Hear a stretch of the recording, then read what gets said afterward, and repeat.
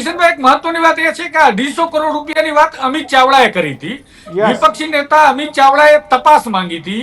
એમણે પ્રેસ કોન્ફરન્સો પણ કરી, વિધાનસભામાં પણ કહ્યું કે ભાઈ આની તપાસ થવી જોઈએ. સતત 3 વાર અમિત ચાવડાએ પત્રકાર પરિષદ કરી, 3 વખત. જી, અને હવે મામલો સામે આવ્યો તો શું સામે આવ્યું છે તો વર્ષ 2020 થી વર્ષ 2025 સુધીના આંકડાની વાત છે કે બચ્ચુ ખાબડના દીકરા બળવંત ખાબડની રાજ કન્સ્ટ્રક્શનને રૂપિયા 211 કરોડ ચૂકવાના છે. કેટલા? 211 કરોડ. અને રાજ ટ્રેડર્સ નામની એમની બીજી કંપની છે, એક રાજ કન્સ્ટ્રક્શન અને રાજ ટ્રેડર્સ, તો એમાં રૂપિયા 42 કરોડ ચૂકવાના છે. અને રાજ કન્સ્ટ્રક્શન ને હજી 20 કરોડ ચૂકવવાના બાકી બતાવે છે.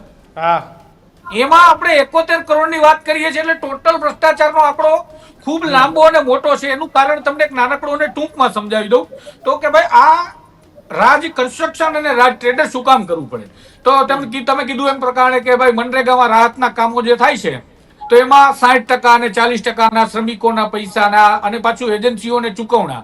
એટલે નેતાઓ શું કરે કે કન્સ્ટ્રક્શન કંપની પોતાની છે, જ્યાંથી માલ ખરીદે છે એ બિલ પોતાની જ કંપનીમાંથી બની જાય. એટલે કે ભાઈ હું આરસીસી રોડ બનાવીશ તો સિમેન્ટ મારા દીકરાની કંપની, મોટો દીકરો રોડ, જેમ બચુભાઈના દીકરાએ એક કાંકરી નાખ્યા વગર રોડ બનાવ્યા, આરસીસી ના રોડ એક કાંકરી નાખ્યા વગર, તો બાપનું નામ કેટલું મોટું રોશન કર્યું. આને તો દેશનો રોડનો મિનિસ્ટર બનાવવો જોઈએ. ખોટા ગડકરી સાહેબને બેસાડ્યા એક કાંકરી નાખ્યા વગર. આને એઆઈ ટેકનોલોજી કહેવાય. એઆઈ ટેકનોલોજી થી રસ્તો બનાવીને ખોટી મહેનત નહીં, માણસો ન લગાડવા, કાંઈ નહીં, સીધો રોડ ફોટો તૈયાર અને સરકારમાં જમા. નહીં, આને ગડકરી સાહેબ બોલો વ્હાઇટ ટોપિંગ રોડ લઈ આવ્યા છે. અને વ્હાઇટ ટોપિંગ રોડ નો કહેવાય. આ એક એવો રોડ છે જે સાફ ટોપિંગ રોડ કહેવાય. એટલે સાફાઈ ના કરવો પડે અને બધી તિજોરી સાફાઈ કરી દે, જેમ બચુભાઈના દીકરાએ કહ્યું. મિત્રો, આવા જ વિડીયો અને શોર્ટ્સ જોવા માટે આજે જ અમારી ન્યૂઝ રૂમ યુટ્યુબ ચેનલને સબસ્ક્રાઇબ કરો.